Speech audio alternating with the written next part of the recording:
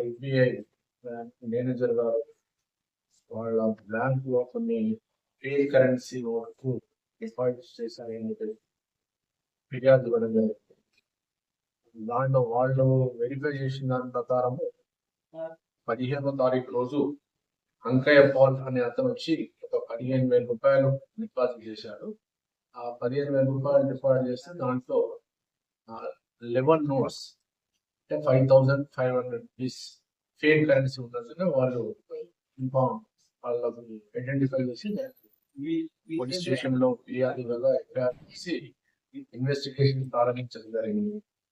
అందులో భాగంగా ఈ ఎవరైతే ఫర్నిచర్ షాప్ ఓనర్ ఇంకా అతన్ని విచారించగా అతను చెప్పింది ఏంటంటే అతనికి నాయుడు ముత్యాలరావు అతన్ని దమ్మపేట మండలం మల్కార్ ప్రజెంట్ దశరావుపేటలో ఇతను ఇచ్చిండని చెప్పడం జరిగింది.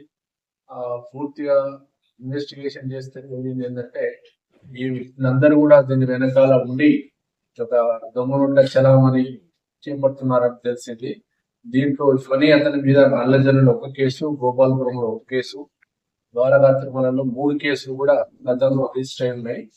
జనరల్ గా వీళ్ళ ఎందుకు ఏంటంటే కొద్దిమంది అమాయకులను మోసగిచ్చి నేను నాకు 1 లక్ష రూపాయలు ఒరిజినల్ నోట్స్ ఇచ్చినట్టయితే మేము ఒక 3 లక్షల రూపాయలు ఫేక్ కరెన్సీ ఇస్తామని చెప్పేసి ఇట్లా చేయడం జరుగుతూ ఉంది.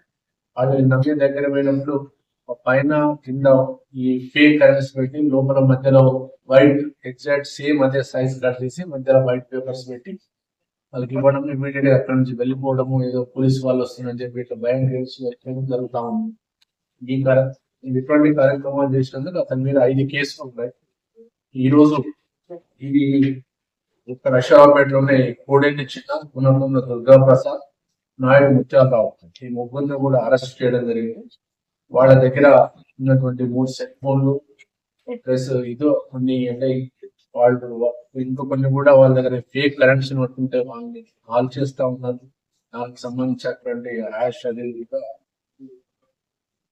సీజ్ చేయడం జరిగింది. వాళ్ళకి కోర్టులో చేయడం జరుగుతూ ఉంది.